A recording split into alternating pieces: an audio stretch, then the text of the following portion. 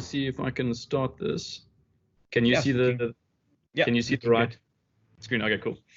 Yes, thank you so much for having us. I think it's an amazing opportunity that we all have to learn from each other. And this is going to be not a textbook approach. This is not going to be something you'll find in any books. I think everyone is happy that they can read where the literature is, and if anyone wants to chat about anything, I'm very happy to discuss literature or guidelines or anything like that. But this is more just a practical approach in the emergency department. How do we deal with people with traumatic brain injuries?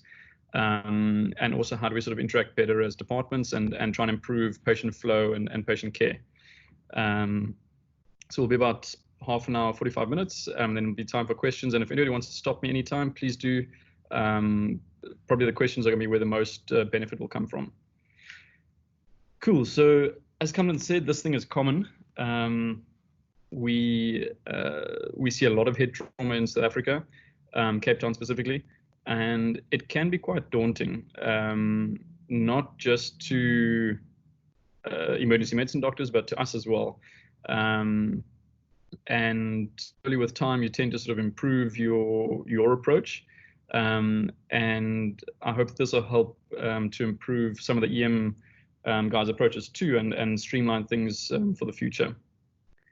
So I'm going to dive right into something I think is important, is how to classify TBIs. Back in the 70s, Graham Teasdale and his team up in Glasgow came up with this Glasgow Coma Score, and they used it to then stratify patients into mild, moderate, and severe head injuries. It's really important because this is also useful on the phone to be able to say to somebody, I've got a guy with a moderate head injury, and straight away over the phone, you know that their GCS is somewhere between 9 and 12, and they've probably got a significant injury.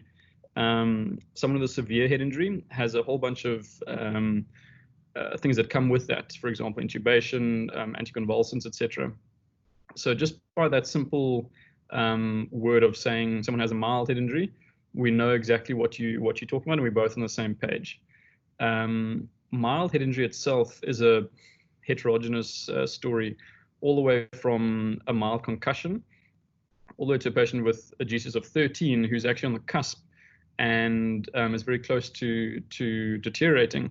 So it's a very heterogeneous group, and it's probably the biggest group by about 20 times of patients we'll see in the EC, where something like a severe head injury will be probably about 5% of the head injuries that you'll see in an emergency unit.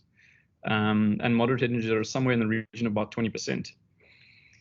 So I'm not going to go into much of the academics of it, but something that is really important to remember for the rest of this talk is what's the difference between a primary and a secondary brain injury. So a primary brain injury is essentially two things, and they both happen at the time of the injury. So at the car accident, at the time of community assault, at the time the brick hits the head, at the time the patient falls down the flight of stairs. There's two types of injuries that happen then. There's a focal injury, which essentially is where the rest of the brain is intact. And it's just a small area of either the cortex or the subcortical white matter that has something happen to it. Either it will develop a contusion, which is just a bruise, a bit of a hemorrhage with some edema around it, or they'll be within a few minutes to there'll be some blood that accumulates in one of the spaces under the skull. And that can form extradurals, subdurals, intracranial hemorrhages. The other type of primary brain injury is something called a diffuse injury. And diffuse injury is a very difficult concept, but essentially the brain being made up of different densities, when it goes through rotational injuries, the white matter tends to move at a different rate to the gray matter because of the densities of the tissue and the fact that it's suspended in the CSF medium. And so you can get injuries ranging from a mild injury like a concussion all the way across to a severe diffuse axonal injury, which can leave someone in a persistent vegetative state or be a profound deficit with very little things that you can find on a CT scan as evidence for that. Some of the clues are things like traumatic subarachnoid hemorrhage, which will increase the morbidity and the mortality from any injury by about 30%. or intraventricular hemorrhage, which can be the only marker of a diffuse injury, where you might see a little bit of blood in the occipital horns, and that's all you see to see that this is actually a severe diffuse external injury, and that's why this person isn't waking up. So primary brain injuries, the main reason for showing this is that there's not a lot that you can do about it in the emergency unit. What I've done in red there is the kind of surgical lesions. There's some debate as to whether that's actually a true primary injury or if it's actually a secondary injury. But essentially that we can operate on, we can improve. But everything else in black that you can see there is things that happen at the time of injury, and it was the punga, it was the car, it was the stairs. You can do nothing about it, and we can't feel bad about what happens there. Where we live as doctors in the EC and as neurosurgeons, our jobs are to prevent secondary injury. Now, not all of it is completely preventable. There are some irreversible cellular injuries that are kicked into motion from the initial injury. That's a cascade that unfortunately nothing we do will be able to stop. And that's sort of 3, 4, 5, 6, 8 days down the line that will happen. There are preventable systemic factors that are absolutely vital and are proven with very good level 2 evidence, but hard to actually prove these things with evidence. But we know for sure that things like hypotension, hypoxia, seizures, raised intracranial pressure, cerebral edema are all significant insults to a brain that's already been injured, and that can then accelerate that cascade of cellular degeneration that leads to ischemia and brain death with time. And so those things that are in red in the bottom line there are vitally important, and that are where that golden hour of resuscitation is sort of aimed at, which we're going to discuss in a moment. So if I can leave nothing else from this talk, primary injuries, there's not a lot you can do about them. Secondary injuries is where the money is at and where people can save lives. And that's to recognize surgical hematomas and to have a good resuscitation to prevent secondary injury. I'll show you at the very end why it's important and how it's difficult sometimes to know when you're right there and you see this person with CSF or brain matter coming out of a wound and thinking to yourself, what can I really do for this person? That's the time when things are most important. Us tinkering with ICP monitors 5-6 days down the line is not where patients' lives are saved. The lives and function are saved in the emergency unit in that first hour when they come in. Okay, so as a practical approach to the patient and to how to refer a patient with a head injury, I can't tell you guys much about ATLS except for the fact that it is by far the best way to approach a patient with a head injury. That means that a patient with a head injury who also has a tension pneumothorax might not necessarily die from the pneumothorax, but the hypoxia or if they're tensioning the hypotension that results gives you about a 3-fold increased risk of morbidity and mortality from that head injury. And you can convert someone who's going to have a reasonable outcome to having a terrible outcome just by giving them about 30 minutes of hypoxia. So ATLS truly is the be-all and end-all of emergency unit management. When you're taking a history for these patients, it's just a focused history. No one here is trying to break the gold medal for history taking in a medical exam. We want to know the mechanism of the injury because it makes a difference. So if somebody's been hit by an object, we want to know, was it an axe? Was it a punga? Was it a brick? Because those things tend to drive things into the skull and needs to be cleaned out properly in theater. If it's a hammer, if it's over the forehead, if it was an arrow, if it was a clean knife, those are important things to know. If it was a gunshot wound, obviously we want to know what other areas are injured as well. But the mechanism of injury makes a big difference to the outcome. The timeline of the major events needs to be stressed a lot, and that includes things like the time of the actual injury, the time that the emergency guys picked him up, who intubated him, why the patient was intubated, were there any hypoxia or hypotension episodes during that initial transfer, was the patient given any drugs at the referral hospital, and and has the patient changed their GCS at any time during that thing. So say, for example, two scenarios. Two patients arrive in the EC and they are both GCS 4 out of 15. So they've not been intubated yet. And we look at these two patients and think, okay, well, they're probably the same patient. We need to do our best for both of them. For sure, but they might be very different. If the one patient was initially 14 out of 15, was referred across and in the ambulance had a seizure and deteriorated to 4, that's a very, very different patient to a patient who had a head injury and from the time of the injury was found to be 4 out of 15. So the timeline of the events is really important. Then obviously the other things that are important are things like, were there seizures, was any loss of consciousness, was any retrograde amnesia for minor head injuries, etc. So it's only a couple of things that are really important, but it helps us immensely. When you're examining these sort of patients, obviously as a part of the ATLS primary and secondary surveys, the important things for us are very simple. It's a GCS, and we'll talk about the GCS in a moment. It's a pupil assessment, so that means to have a focused assessment of the pupils, not looking at strange and wild and wonderful signs. We just want to know, is there anisocoria? And which pupil was potentially the first one to dilate, and are they now responsive or not? Something that's useful is if you're not sure if the pupils are responding, if they're both dilated, take the otoscope and use that because it's got a really nice light and it's got a magnifying glass, and you can bring that up really close to the eye and you can adjust the light. And you can tell microscopic little movements of the cilia, and you can see if there truly is a pupil response or not. Because sometimes if a patient has a survivable injury, but they clinically are brain dead, then we won't do anything. But if there are any signs of life, as in any cranial nerve function, then we will take that patient to theatre if it is one of the cases I'll show you in a moment.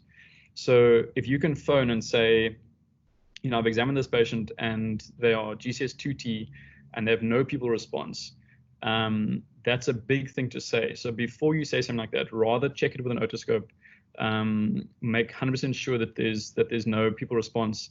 Then you can check things like a gag response after that. The spinal level is important for any patient with a suspected spine injury, but that'll be covered, I think, next week by your next speaker.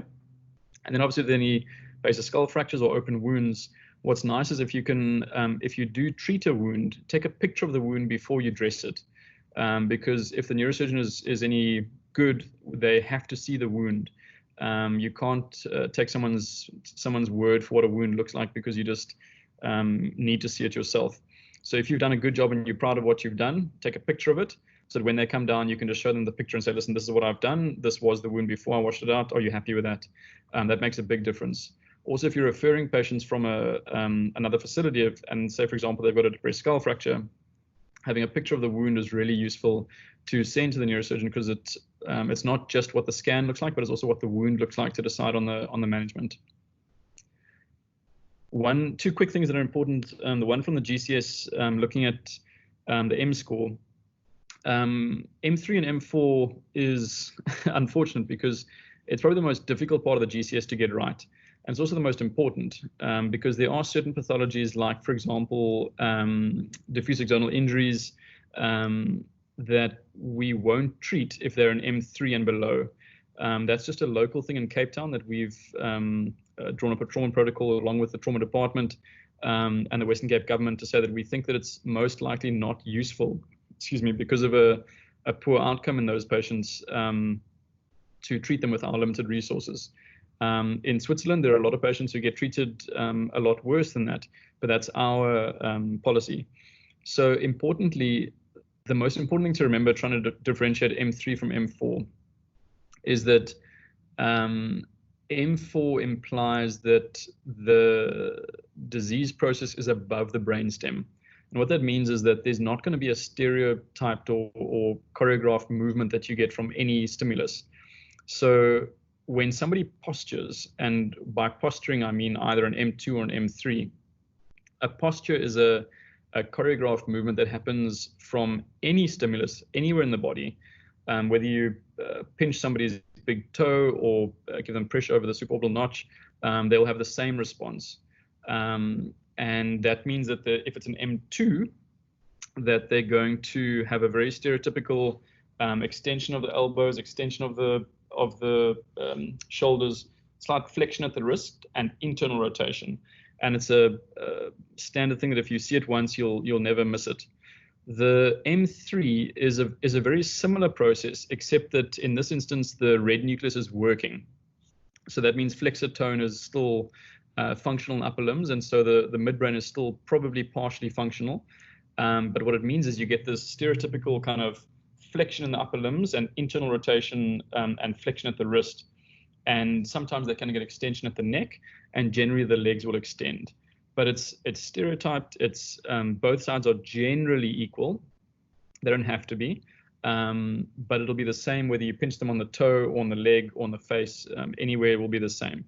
An M4 is very different. An M4 is a withdrawal response to pain.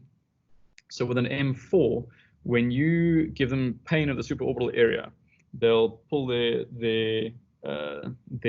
face away. If you give them pain over the ear, they'll pull their ear away to the other side. If you give them a sternal rub, they can flex their hand, but it's not a choreographed movement. It's going to be a different movement that might look very strange. They won't quite localize, so they won't be able to get to your hand because their sensory motor cortex is not communicating with the thalamus properly. So they're not able to localize, but they are able to have a controlled movements that's not brainstem based.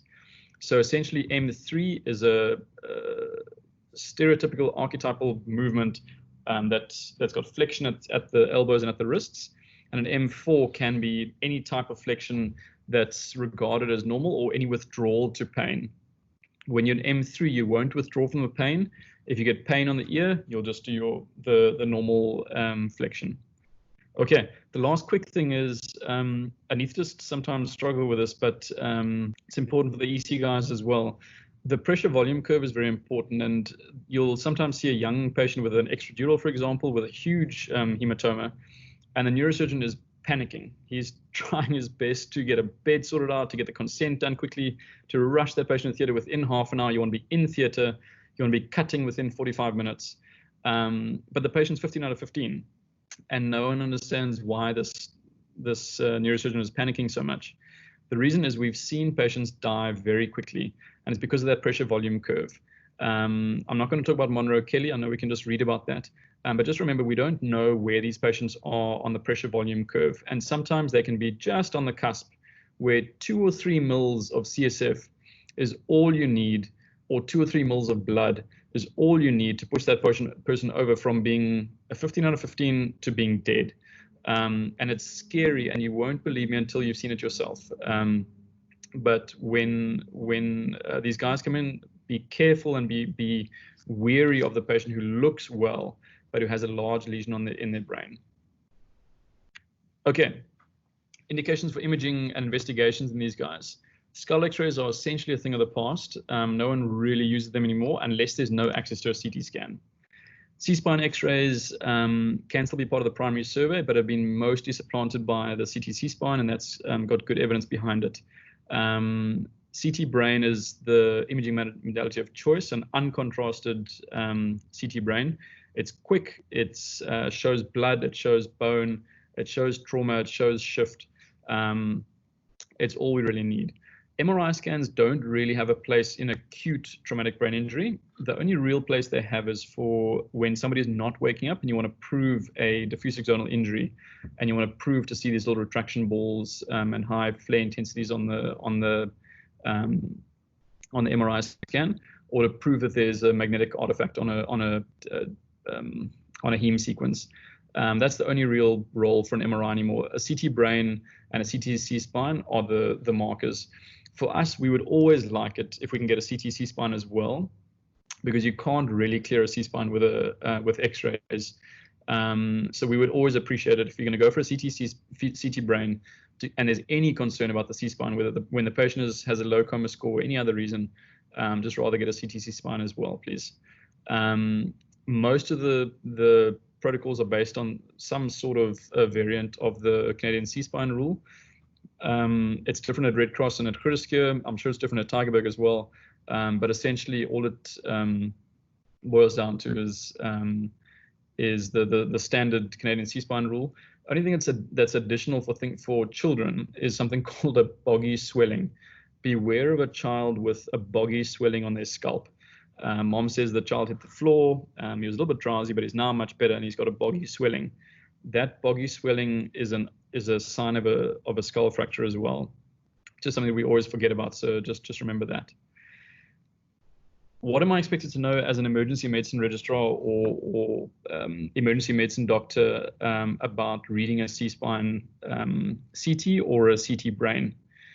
I think what's most important is to know what's normal. I used to do ward rounds with Prof. Nickel when I was a student, and he used to stand at the very back of the ward round, and he used to recognize these things on X-ray that were amazing. And I never understood how he could do it until I realized that pattern recognition is really important. So just look at lots of normal scans and get better at reading normal scans.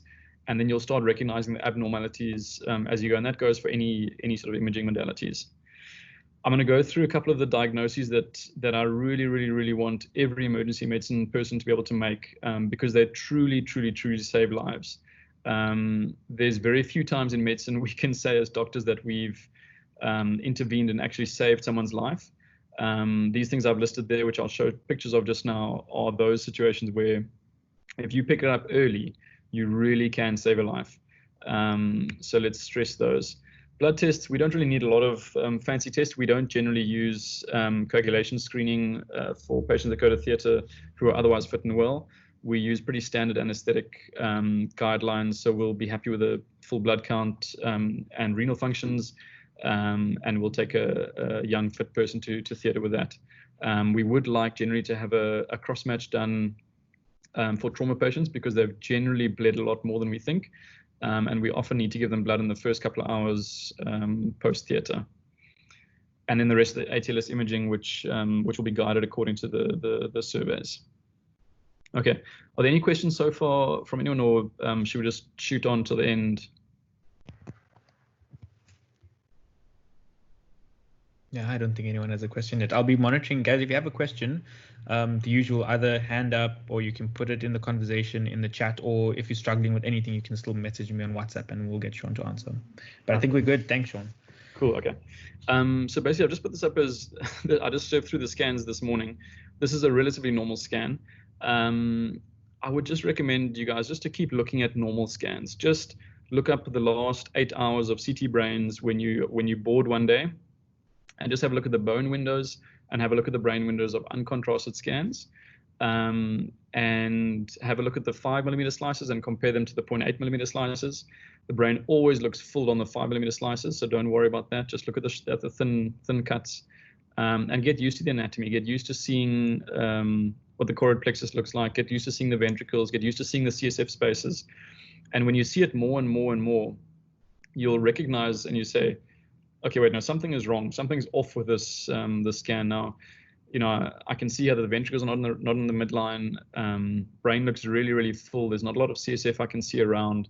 There's got to be something wrong. And then you sort of see the medical student diagnosis later of the chronic subdural on the right-hand side. This is one of the next couple of slides that I show. Neurosurgery can be quite negative sometimes, where there's a high mortality rate and a high morbidity rate. But for these next things I'm going to show now, if the patient has any signs of brainstem function, we will operate on them because the improvement can be so dramatic. So someone with a chronic subdural hematoma can look like they're dead, but if they've got a cough or a gag reflex or a bit of a pupillary response, we will operate on them, sometimes even in the EC, because we know that they can have a dramatic response to getting that blood out. This is a acute subdural, but I put it in there because what you can see here, there's a difference on this scan. It looks like the brain, that hemisphere is not very swollen, where most of the midline shift is related to the subdural hematoma. This scan over here, there's actually quite a lot of swelling in that hemisphere on the left-hand side. And that's often the case with acute subdurals, is that the subdural hematoma is actually the tip of the iceberg. And that underlying hemisphere is severely injured and very, very swollen. And that's where most of the shift comes from. And in this sort of situation, you'd be a little bit more cautious about rushing in to operate on somebody who's got an M score of 2, because you know that their M2 is probably coming from that underlying brain injury. So when you see us not rushing in to do something for these guys, the reason is that if they've got an abnormal brain underlying the hematoma, it makes the outcome much, much worse. This is a young man with an extradural hematoma that I operated on, I think, in 2017. And I'm just showing this case because I remember it was at the time when we were still doing Red Cross cover, and I was at Red Cross at the time when I got this phone call, and I can't actually remember who it was who was in EC at the time, and they said that they've got a young man and they're worried about, they think might have an extradural. So I opened the scan from Red Cross. I was like, okay, please put the patient on anticonvulsants, start mannitol, put him on oxygen. I'm going to rush there as soon as I can. If you can help me with speaking to the anesthetist in the meantime, it'll save some time. This patient, from the time that I arrived at Chirurgia until I started cutting the skin, was about 25 minutes, which was more of a merit to the emergency medicine registrar who was there that night than it was to me, because they saw the urgency in it. They took the initiative that they saw, okay, there's no one available at the moment, but I know he's going to come. Let me try and help in the meantime to get this guy to theatre quickly. And this guy, I think, left 2 or 3 days later. This is a focal injury that can have a really good outcome if they're not delayed. So we always treat these as emergency cases. This is something called an intracerebral hemorrhage in the temporal lobe. The reason I'm showing it here is because I don't know if you can see my pointer.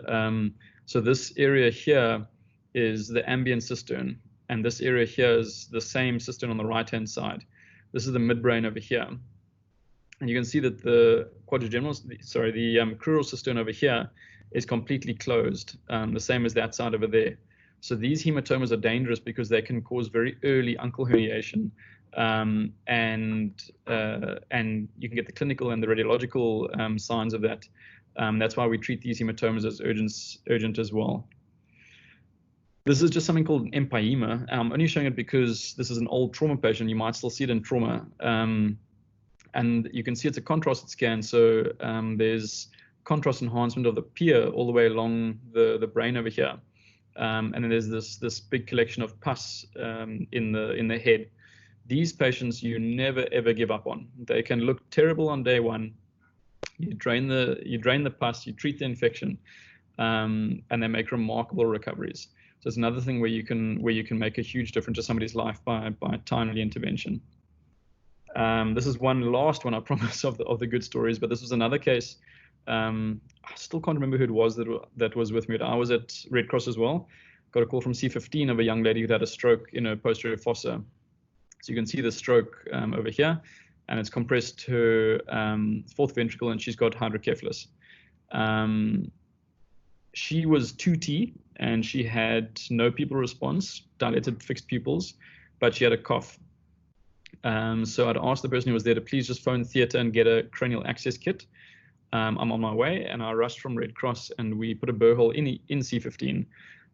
She slowly improved that day, and by 5 p.m. the next day, she was extubated, and she was back in our ICU, and she was improving. And I think she went home very confused, but she improved a lot. And that's to show somebody that looks like they are all but dead, who comes back from something that's very fixable from a timely surgical intervention.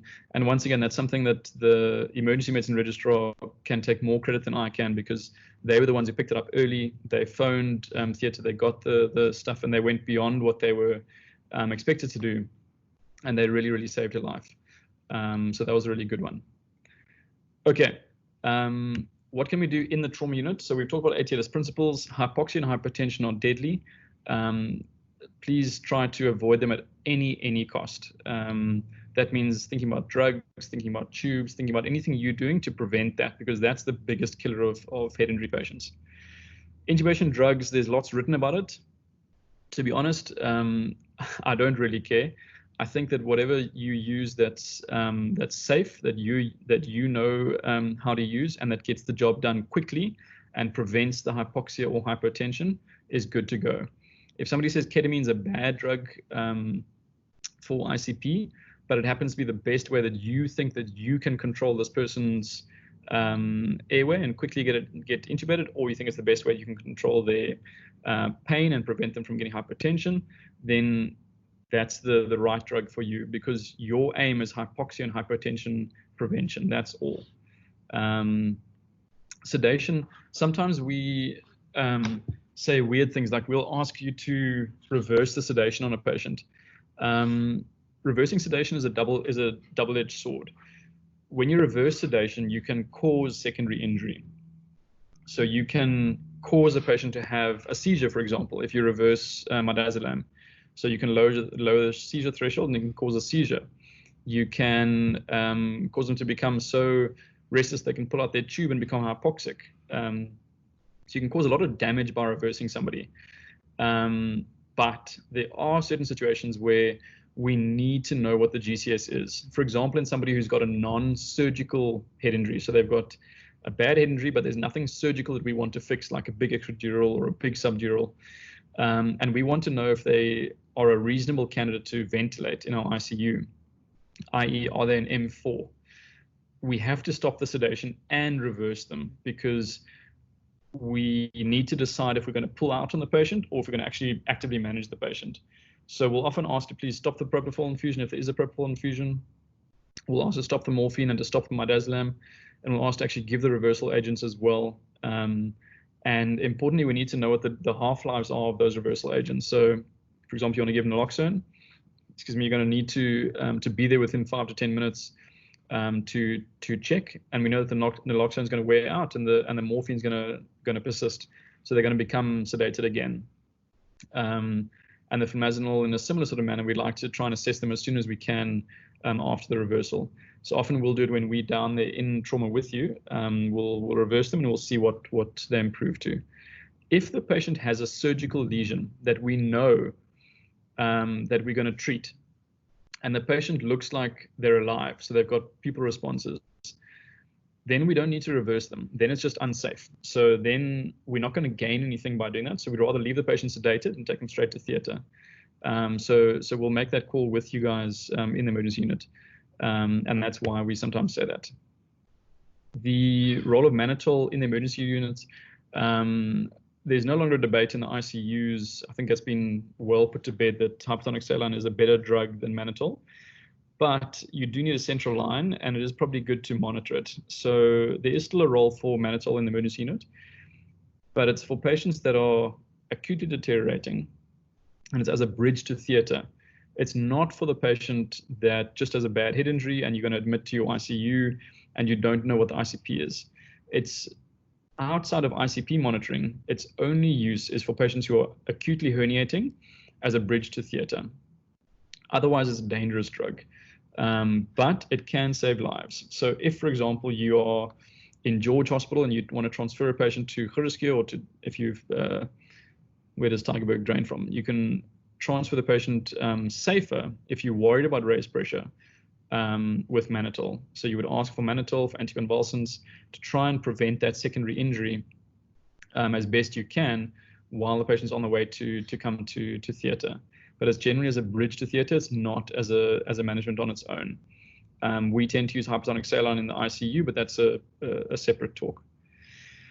Ventilation, essentially all we need to do in the emergency unit is to try and aim for normophysiology. So normocarbia, normotension, and there isn't really a role for hyperventilation in the emergency unit unless you think the person is herniating, which means there's clinical signs of herniation, of a rapid dropping GCS and new blown pupil, or a new posturing of decortical or decerebrate, and you're going to bridge the patient to go to theater, either coming back from a CT scan where you can see the pathology, or when you know that the patient's on the way to theater now.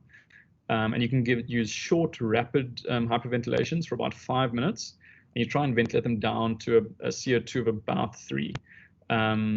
But It's a short, rapid thing. It's not for sustained hyperventilation. And outside of an ICU situation where you've got a Lycox monitor in, it's generally considered dangerous. So it's only in very, very specific instances where you think there's clinical signs of herniation that you can really use it. Temperature, we generally try and keep the temperature down. We know that hyperthermia is a problem. We don't tend to use hypothermia. There's good evidence out there that that helps us with that decision, but we know that patients being hot can damage the brain. As a rule, I can almost say all severe head injury patients need anticonvulsants. That means if the GCS is less than 8 and they've got a head injury, then we can't monitor them for seizures, and we need to give an anticonvulsant. We also can't be sure that they don't have raised pressure. And if they have raised pressure and have a seizure, we know they can have a worse outcome. So generally, we use phenytoin because it's the most widely studied and it's most available. It does have side effects. We must all know those side effects. But we generally give a loading dose of phenytoin and then give it IV for the first couple of days until they're taking orally or via the NG tube later. There is surgical management that can happen down in the trauma unit. And you've all been involved in those cases where there's been a depressed skull fracture that's been debrided down in the trauma unit. That's basically for patients where the bone doesn't need to be treated. It's only really the wound. So if there's a bit of a manky looking wound, but the bone looks okay, if the periosteum is intact, or if the temporalis is intact, then generally we can treat that wound downstairs with a really thorough washout. When I do it downstairs, we generally take a local anesthetic and we go give them a broad amount of local anesthetic around the area. We give a really good debridement with your finger, cleaning out that wound completely, and making sure that any loose bits of bone and dirt and brick and anything else needs to be taken out. And then a good closure, either 2 layers or 1 layer, whatever you're comfortable with. Generally try and not use any clips, because clips tend to, in our experience, tend to imply a bit of a less application of care to the surgical wound. And if somebody's used some Vicryl and some nylon, we know that there's been care taken to close that wound. Retained blades can be taken out downstairs, especially if they're in the spine or paraspinal. We tend to try and remove retained blades in the head in the cath lab, so that we do an angiogram, then remove the blade, unless it's a very superficial blade, in which case we can take it out downstairs and just close the wound. Bullet wounds in general, we close all bullet wounds, which is a bit anti other trauma teaching, but for the spine we try and do it because we want to prevent CSF leaks. And in the brain, oftentimes we'll be going to theatre with those patients with gunshot heads, but if they've got a severe injury and we think that they're not going to be likely candidates for treatment, good palliation includes closing bullet wounds so that there's not an ongoing CSF leak or brain matter leaking while the families come and see the patient for the last time. And it tends to also, if there's a severe injury like that, tends to hasten the worsening of the patient, because of that CSF leak. You've got CSF egress and lower ICP. As soon as you close that leak off, the CSF tends to build up and they tend to demise quite quickly after that. But it's better for the patients for palliation with their families to be there. Clexane is a complicated one. Essentially, the long and the short of it is that we're a lot more conservative in South Africa, or in Cape Town, specifically Groote and Red Cross.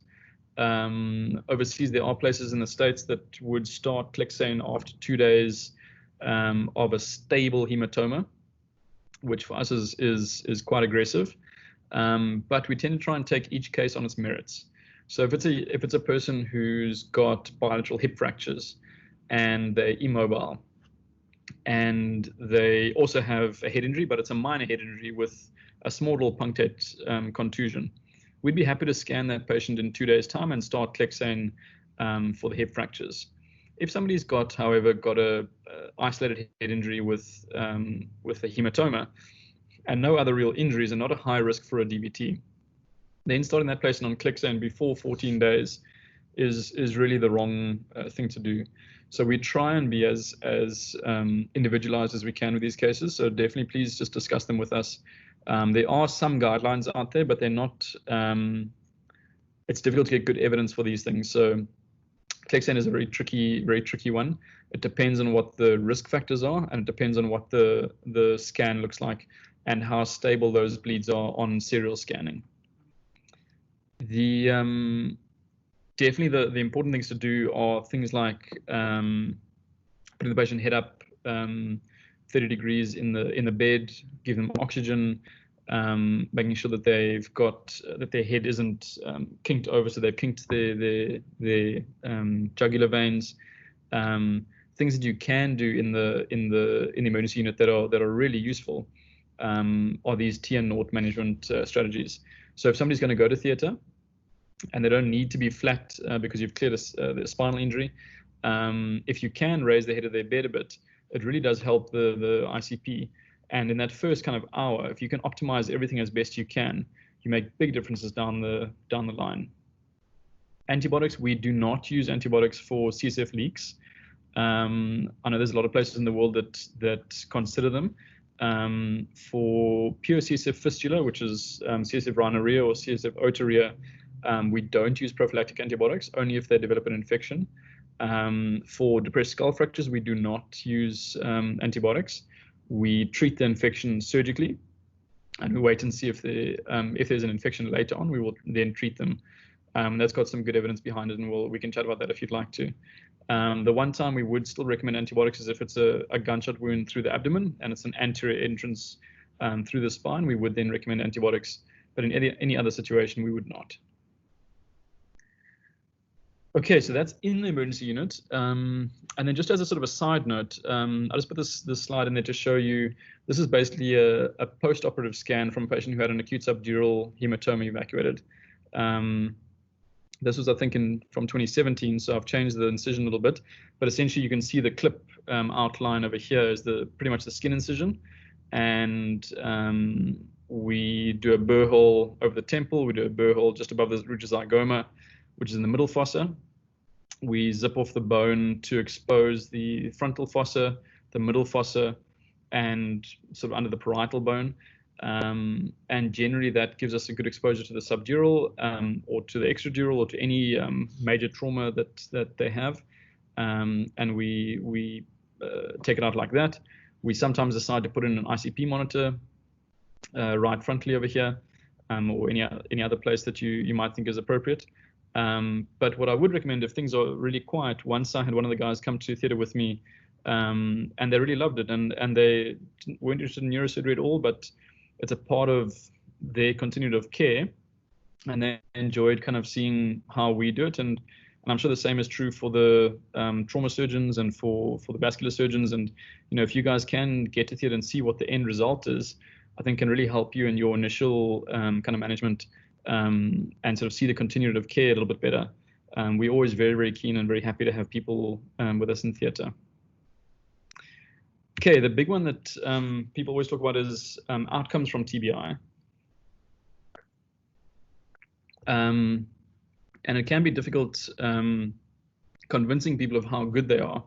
You really need to come into our clinics and sort of see some of these patients to experience it. One of the important things is sort of minor TBI. So if somebody's got a minor head injury and they've gone to the trauma unit and they are discharged from the trauma unit, we need to make sure of a couple of things. And most of them are on the head injury form, but the patient needs to be going to a place that has someone to look after them, so that if they deteriorate, that we know about it, or that somebody can pick it up and they can bring them back. The head injury form is good, but it's only good if there's somebody with them to look after the person. So discharging patients from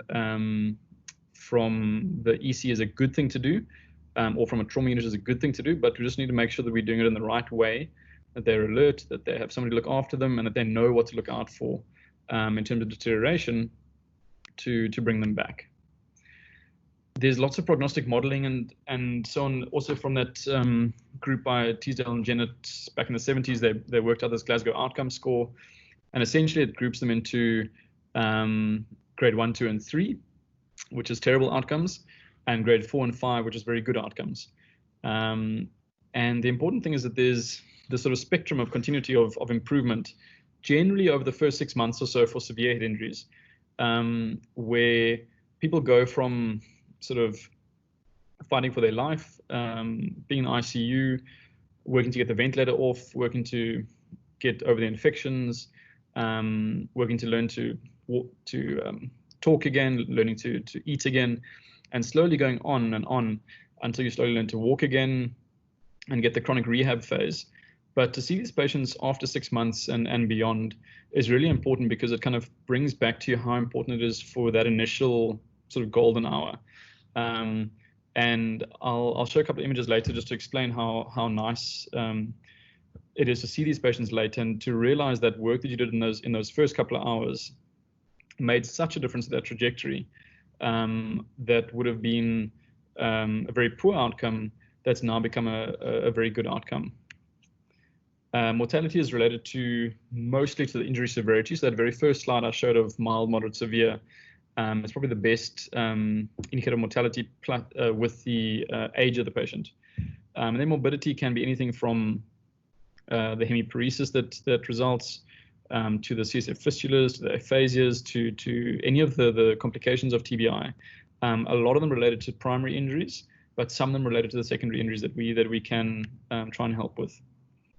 The other thing that I think emergency medicine guys need to know a lot about is mild TBI-related outcome issues. So the sort of range from concussion and early post-concussion syndrome symptoms to all the way across to chronic traumatic encephalopathy and dementia pugilistica and all of those chronic and delayed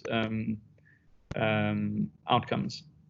So I think if there's any questions on concussion and things, I don't know how much you guys would like to know about that. It's a huge topic and it's very topical at the moment. So I'm assuming in your syllabus it'll also be very topical. So if you want to chat more about concussion, we can. But it's that post-concussive syndrome is often the reason why people come back for that kind of 2 weeks after the initial injury. They'll come back to the EC saying, listen, I'm still getting these headaches. I'm still getting blurry vision sometimes. I'm still not feeling, great. I need another scan. And you say, well, okay, fine. We're going to have to give you a scan. But just remember, these are often these post-concussive syndrome related symptoms. Post-traumatic epilepsy is also something that can occur after TBI, and it's just something that relates to anticonvulsant use. Unfortunately, giving anticonvulsants in the acute phase does not prevent post-traumatic epilepsy, but it can prevent the early post-traumatic seizures, as we've discussed. And if somebody develops post-traumatic epilepsy, unfortunately, we just have to treat them, but we also have to scan them and see if there's anything that's changed. And if there's any new delayed hematomas or anything else that's arrived. But epilepsy is probably about 30% in the severe head injury group. So it is still a major risk. Okay, onto some greener pastures.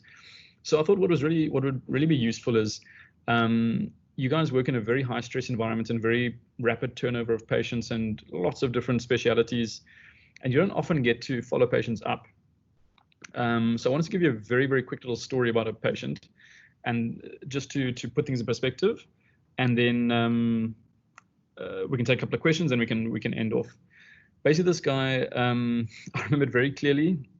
2017, it was about 2:30 in the morning, and I was phoned to come and see him, and they said to me that this guy's been hit by a brick and he's got brain coming out of his wound and his wound is flapping open and it's just terrible. I'm like, I think he's going to die. And so I thought, jeepers, like 2 in the morning, why me? What's wrong with my life? And I came down, true as, and then, he's got a huge wound there. He's leaking CSF. He's got brain matter coming out. And everyone in the EC is very negative about it. The sisters are very negative. I was a little bit negative. Anyway, took him to the theater, took the bone off, did a dural repair, took him to ICU. He was difficult in ICU. He had bad pressures. When he went to the ward, he was a difficult patient. I won't tell you exactly why, but he was a very challenging guy. Anyway, about 6 months later, I came back to the clinic and I met this guy. And I'll tell you what, he walked in there with his wife and his 2 kids. And he said, Doctor, I just want to say thanks for all the help that you gave me those times. And I realized that those first couple of hours that all of us are tired and all of us are not keen to do the work, that's the time when people's lives get saved and changed. And the work that you guys do at 3 a.m. makes big differences in people's lives down the line, because he didn't become hypoxic. He wasn't hypertensive. He had no other secondary, and he recovered really well from this. He was concerned because his son was scared of him because he had a piece of his bone missing. So we did a cranioplasty for him. And this was about 2 weeks after the cranioplasty, and you can see his wound looks much better. And he's made a really great recovery. There's a whole bunch of cases that I won't have time to tell you about, but kids are especially rewarding, and I just wish that you guys could see more of them, because when you see them in the trauma unit, all of us are scared of them and all of us think they're going to die. Come and see them in the clinic in 6 months to a year later, and it's a different story. So, that golden hour really does matter. If you would like to, I think we'd probably almost stop there. Basically, just for the referral stuff, I thought it would just be good to mention, just keep it simple. Age, diagnosis, GCS, what should we do? Prepping patient for surgery we've spoken about. There are those certain times when you need to get a hold of the neurosurgeon immediately, and there are some times when you can wait. If you remember those certain scans I showed, those are the times you get a hold of them immediately. And if you can try and help while they're busy with something else, it really does make a big difference. And then maybe let's just stop there just for time's sake.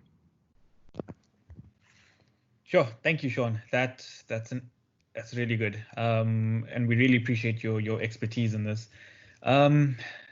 Yeah, there's a lot to talk through, and I'm definitely going to be one that goes through this again. We've got a few questions. So there's Kagiso, and then there's Neville that asked a question. I've got one for you, and it's something that we spoke about earlier as well, to sort of in the hospitals. Thanks for getting through that M3 and M4 story. And the typical thing that you learn about decorticate and M1 and what M2 is, it makes more sense now when you start talking about brainstem and above the brainstem and the red nucleus, etc.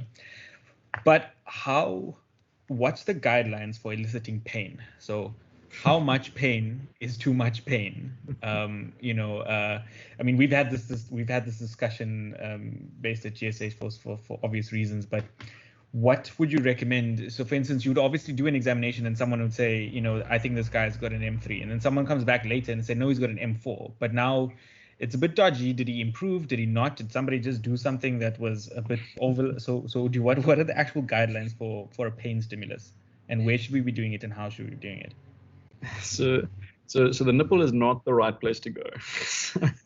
So I think it's definitely important so the textbooks talk about the supraorbital notch and the sternal rub. The nice thing about the supraorbital notch is that the sternal rub, you can get somebody who's an M4 who looks like they're an M5, because they might flex up, or maybe even an M3, and somebody wrongly says it's an M5 because look, they're going for my hand because they're doing this. Sorry, they're doing this. But if you're doing a sternal rub, you can't really tell. If you put supraorbital pressure, or what they call anything in the cranial nerve distribution. So supraorbital pressure is fine. You can push on the earlobe really hard. If you do that, if somebody can cross the midline, or if somebody can go above the neck and they can find your hand and move it away, that's an M5. Nobody can doubt that. If somebody can't get there, but they're not posturing, that's an M4. And you know that for sure. If somebody postures, no matter where you give the stimulus, whether it's in the periphery or whether it's in a central stimulus, then that's either M3 or M2, and it's very simple because an M3 flexes and an M2 extends. And that posturing is really important, because posturing is so different to abnormal flexion or withdrawal, which is an M4. So I think that's the main sort of distributor. Is you can look at what's an M5, everyone knows that. An M3, look at that as being a posturing regular response to every single time. That's an M3, and then M4 is kind of this abnormal flexion or withdrawal. So if you if you put a pen on somebody's finger and they pull their hand away, that's an M4. That's not an M3. So it's kind of, you can use those tricks to try and don't just give a sternal rub, don't just twist the nipple, because then it's quite difficult to kind of tell, is this person withdrawing? Is this person getting a postured response? What are they actually doing? But if you test them, like make them go above the head, make them withdraw, make them do things, then you'll be easier to know if what they're actually doing. Yeah, thanks. And you mentioned about taking pictures of skull wounds. Is it worthwhile to film this response? Absolutely.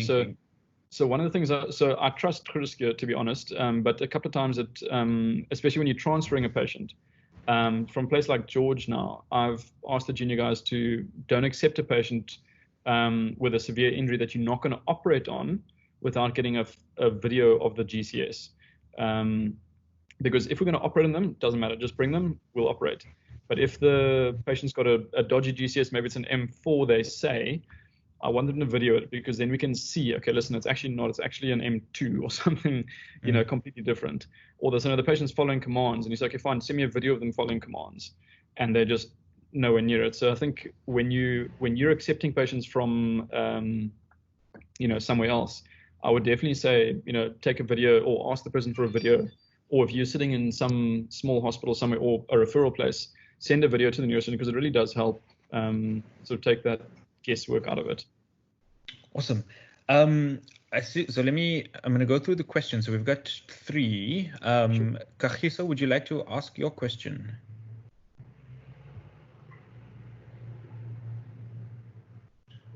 The issue was about the use of tranexamic acids in this traumatic brain injury patients.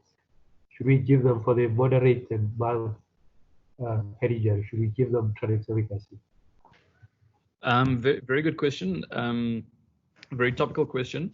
The long and the short answer is no. The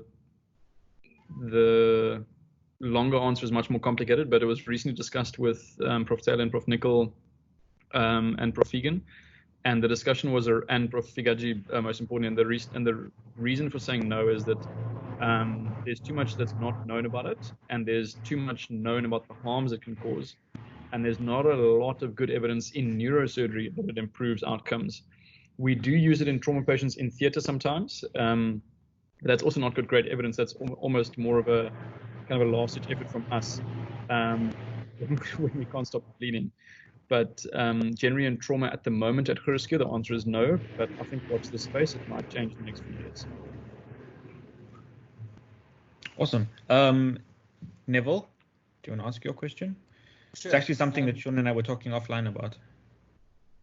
Sure. Let's say we're near a neurosurgeon or feasible access to a neurosurgeon to refer a patient. Any kind of practical tips or a kind of a 5-step how to guide to how to do a burr hole, or is there even any use of doing such a thing in the EC? Yeah, so absolutely. So I mean, very good question. I think it depends on where you are. If you, for example, are and it depends what the pathology is. So if, for example, it's a young person with a big collection under the skull, you don't know what it is, whether it's empyema or whether it's a chronic subdural or what it is, but this person's herniating and there's no one available. I think it's very reasonable for a neurosurgeon to talk you over the phone and say, listen, get a cranial access kit, make a cut, put a burr hole, and drain whatever comes out. The risks of doing that are relatively low, and the benefits are immense because you can literally save a life immediately. And any surgeon or any emergency medicine doctor can do that because it's not a complicated thing to do. What is complicated is just knowing when that is absolutely necessary, and I think that needs discussion with the neurosurgeon. So I would be very hesitant to do that on your own, but I think if you discuss it with somebody and it's reasonable, so for example, if you're in George and you know that there's going to be another 4-hour flight plus 2 hours of transport on either side, and there's no general surgeon who can help you, absolutely. So at the moment in George, the general surgeons are doing most of our chronic subdurals for us. At the moment, they're not doing any hydrocephalus work, but we would like them to start learning how to put in things like an external ventricular drain, where someone who's got a hydrocephalus, like that scan I showed you, where literally all they need is a burr hole and somebody to drop a piece of silicon into their ventricle, and we'll deal with the consequences later. That's really useful. If you're in a theater environment and there's no neurosurgeons around, but you're a general surgeon, for example, then treating things like extradural hematomas is also very doable. So what we advise in George is we basically get the guys to do a single burr hole, If they have a craniotome, they'll use the craniotome. Often they don't, and so what they just do is they'll do 1, 2, 3, 4 burr holes, and they use a bone nibbler and literally just nibble the bone away in between the dots, take the bone off, suck whatever they can, put a drain and close the skin. That's a horrendous way of treating an extradural. You would never ever do that if you're a neurosurgeon, but you can save lives. And we've had about 7 or 8 of those sort of patients that have been saved now, by guys doing very good jobs in hospitals that don't have a neurosurgeon. That being said, I would always discuss it with somebody who's preferably a neurosurgeon who can, in essence, take responsibility for it. So, for example, all of those patients that get any sort of emergency work done that's not a neurosurgeon will need to be referred to a neurosurgical center. So you need that person to be responsible anyway. So rather to speak to somebody and make sure they're online, and then I think there are kind of selected circumstances where you can make a difference.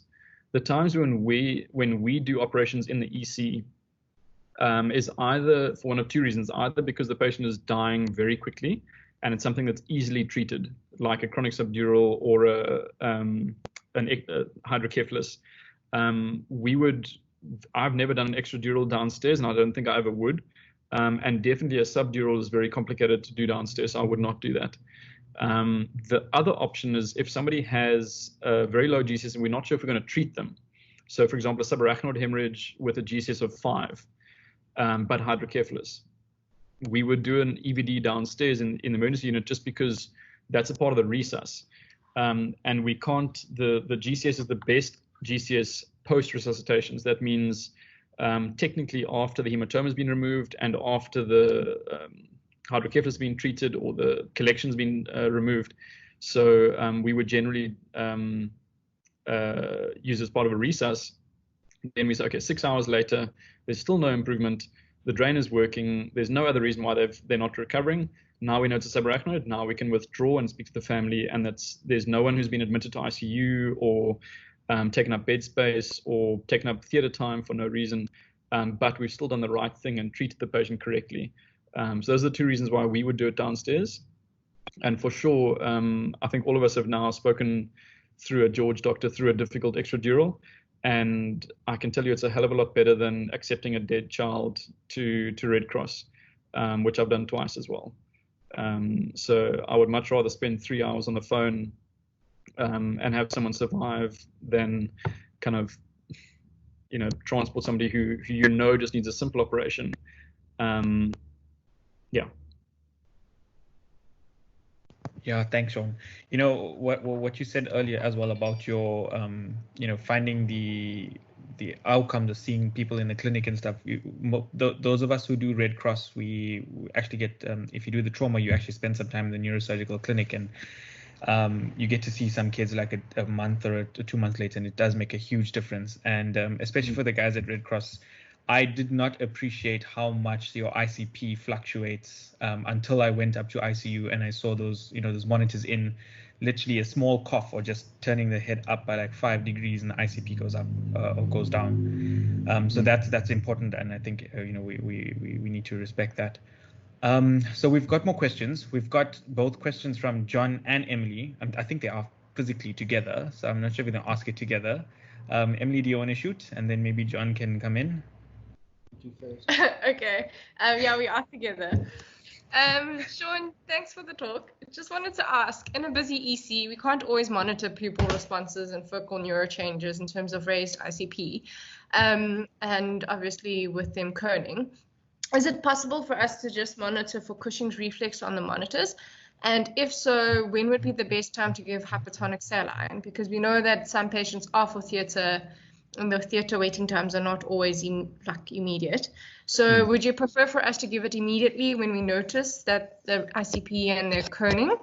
Or would you prefer just before theatre as you're about to rush them through? To be honest, so thanks so much for the question. Really good question. The Cushing's response is a very late sign.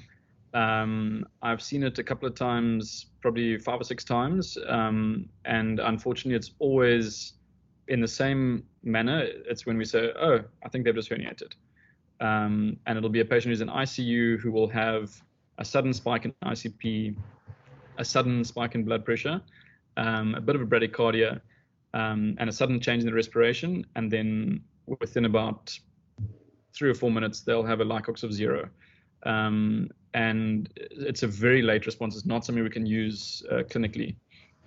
So I would definitely not look out for cushioning response. If you think you've seen it and the patient's not dead, then you didn't see it. So cushioning response is, for my money, essentially a terminal event. Okay. What I do think is useful, if somebody's got signs of raised pressure, either clinical or radiological signs of raised pressure, and they're going to do something about it, like they're going to go to theatre, or they're going to go to ICU and get monitors and get a treatment, or they're going to be transferred to another facility, then I would definitely give it. And I'd give 0.5 grams per kilogram of mannitol, so I'd give 40 grams to an adult as a single bolus, not as an infusion, and I wouldn't repeat that. I'll just give a single bolus and then transfer the patient for definitive care. And you've got 2-3 hours of good response. It takes about 30 minutes to respond, but you've got about 2-3 hours of good response. After 4 hours, you can make it worse. So there's got to be something you're going to do in those first few hours, surgically or medically, that's going to improve things. Otherwise, you're doing a disservice to the patient. That old thing of admitting orders to a patient in 100 mils of mannitol 8 hourly, that's wrong. Okay. That's what I'm going to say. Perfect. Thanks. And then John's going to ask his question. Cool. How's it, Sean? Hey. So look, I think you kind of answered my question a little bit with regards to the debate between hypertonic saline and mannitol. So just that use of the stat dose of hypertonic saline. So you're basically advocating for just one stat dose and not necessarily having to titrate it to a sodium of 155. Is that correct? So we do titrate to, we do aim for sodiums, but we aim for an ICP. But if you're in theatre, we would just give them a stat dose, but we would generally give it over the course of about 4 hours. So we run it with an infusion pump at 50 mils an hour. So that's 200 mils in 4 hours. And generally that's acceptable through a central line. If it's a peripheral line, I have once or twice tried to run it at about 33 mils per hour, but that's probably the upper limit of what a big vein can take. If you've not got a central line, I would probably just give a sort of 25 to 33 mils per hour, or just put a central line and give it. I've never given a bolus. The only times you give boluses are if you got like 23.5% and those things. So we just use 5%. The Americans use much higher doses on boluses, but we just use infusions over about 4 hours roughly. And then we would aim for an ICP response. And if there's no ICP response, then we would aim to go up to about 155. So for kids, we generally aim for about 155. Okay, cool. The other question I have is with regards to the fluids and the initial resuscitation. There's obviously a bit of sometimes there isn't a debate about whether you're using exclusively normal saline in these TBI patients, or if you use other fluids like ringers, because of this thing of obviously sometimes patients may have cerebral salt wasting. Now, my issue is, if you want to go for it, may have a comment on it, or? Yeah, my only comment is normal saline all the way. Don't listen when you go to Red Cross. Do not listen to the pediatricians. Do not listen to ICU. There's no such thing as head injury fluid. Normal saline is the way.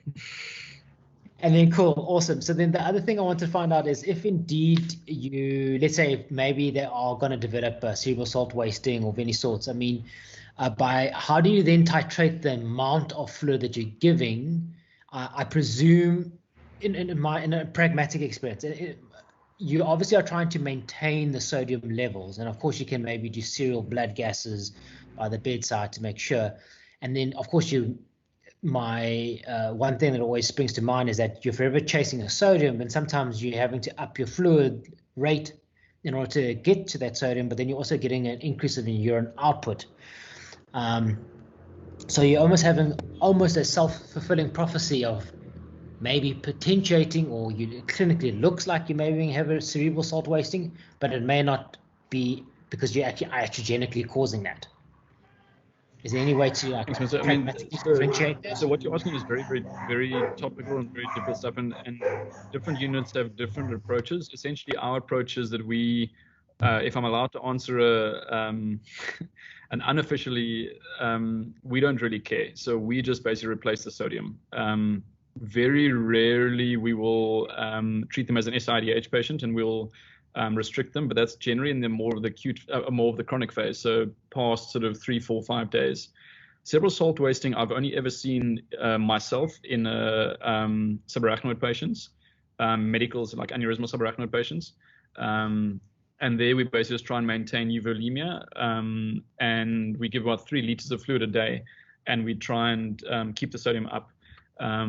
Essentially, the actual practical answer is probably not a good exam answer, but the practical answer is it doesn't really matter whether it's SIDH or salt wasting, because we honestly don't really know half the time, and most of the management is the same. We know that we would never restrict a subarachnoid hemorrhage patient. So we never treat them as SIDH if they're subarachnoid patients, and we never restrict a patient with a head injury. So in those first few days, we would never do specific treatment for either of those. We always keep them euvolemic. We actually give the subarachnoids a little bit more than they should probably, but we only ever try and figure out what's happening after about 3 days. And then we'll do obviously all those osmolality tests and so on. But generally, the official answer is we would do all the tests immediately, and we titrate, and you decide if you're going to restrict or not. But the practical answer is we just replace the sodium and make sure that you're euvolemic. Yeah. Okay, cool. And then, sorry, one last question. I know we may not have necessarily touched much about it. So concussion. I've seen a lot in private. That's generally where you get a sports injury that generally comes in, and obviously people are being quite cautious and they come through. There are obviously a lot of guidelines that use a lot of SCATs and CUN2s, and a lot of that is like a lot of forms or questionnaires that either are done before they had a head injury, and they're quite laborious. Is there a more pragmatic way in order to approach the use of or diagnosis of concussion within an EC environment, and obviously the management thereafter? Yeah, so what you're asking is really topical and really important. And I think what the tricky thing is in an EC is you often don't have that baseline to go from. So, all these big rugby systems that they've got for SA rugby, which they can use in the schools as well, as an example, they've always got to have a baseline assessment. So obviously people can cheat that because they want to, stay on and they want to get the Curry Cup placement even though they're concussed. So it's, you can cheat it, but it's good to have a baseline and then a change in that baseline to have a really good example. But to answer it practically for an EC, essentially the symptoms of concussion are important, and those symptoms. I'm sorry, I'm just trying to download Microsoft Teams because my laptop's down to 3%. So I'm just trying to download it on my phone to make sure that it still works. So if I drop, I'll just go into my phone. But basically the symptoms are persistent headaches. So it's basically cognitive dysfunction. So persistent headaches, difficulty with concentrating at school or in the work environment, difficulty with staying awake when they should be awake, difficulty with speech, difficulty with sort of like higher functions, because concussion is not a problem of are they M5 or M4. Concussion is a problem of can they focus in their maths class for 45 minutes and do the sums, or do they need a break? And essentially, if you think about the treatment for concussion, which is essentially cognitive rest, it implies that there's a problem with cognition. So you need to assess their cognition and see, are their higher functions intact? Do a mini mental state exam if you need to, just to pick up the severe concussions. The more mild stuff, try and see, are there any symptoms of headaches with exertion? If they read, do they find they get sore eyes? The sort of clinical assessments are often much better than the scores that you have in the ECs, just because you don't have a baseline. That being said, the stuff in the rugby unit is actually quite good because they've got a baseline, and then you've got a reasonable way to kind of assess how bad are they actually.